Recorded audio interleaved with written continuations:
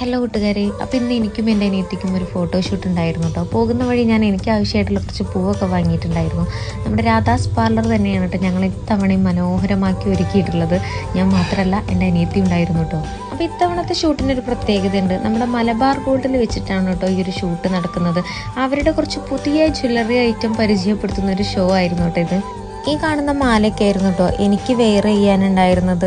ഈ ഒരു മാലയുടെ ഒരു പ്രത്യേകത എന്ന് പറഞ്ഞാൽ മലബാർ ഗോൾഡിൻ്റെ പരസ്യത്തിന് വേണ്ടിയിട്ട് അവർ മാറ്റി വെച്ചിട്ടൊരു മാലയാണ് കേട്ടത്. പ്രീഷ്യസ് എന്നാണ് കേട്ടോ ഈ ഒരു മാല അറിയപ്പെടുന്നത്.